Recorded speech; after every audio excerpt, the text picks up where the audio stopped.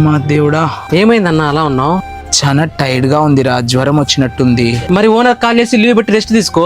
అయ్యయ్యో వద్దురా, ఆయన చాలా తప్పుగా అనుకుంటాడు. నేను నిదానంగా చేసుకుంటాలే. సరే ఓకే అన్న, ఇది అక్కడ పెట్టి నేను హెల్ప్ చేస్తాగు. సరేరా. సరే అమ్మా, నిదానంగా వెళ్ళండి. సరే అన్న. సరే సతీష్, నేను వెళ్ళొస్తాను.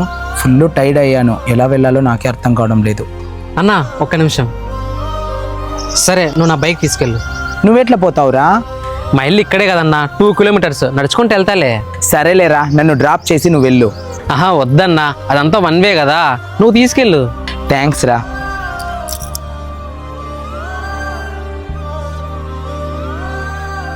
అన్నా మార్నింగ్ నుంచి ఎక్కువ వర్క్ చేస్తున్నావు కదా, ఈ నీళ్ళు లాగు.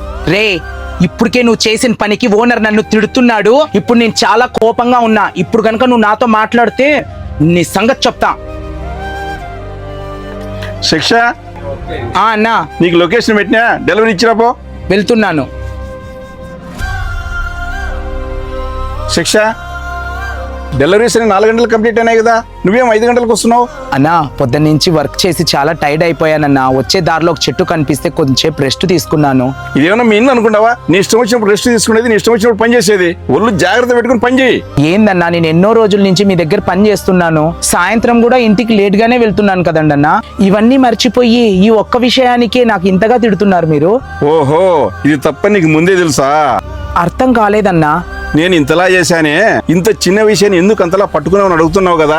మరి సతీష్ కూడా అదే కదా చెప్పిండేది. వాడు నీకు ఎంత మంచి పనులు చేశాడు. వాడు తెలుసో తెలియక చేసిన పనికి నాతో మాట్లాడద్దు అన్నావు. అది తప్పు కదా. మనకు చెడు చేసిన వారిని మర్చిపోయినా పర్లేదు, కానీ మనకు మంచి పని చేసిన వారిని ఎప్పుడు మర్చిపోకూడదు. గుర్తుపెట్టుకో.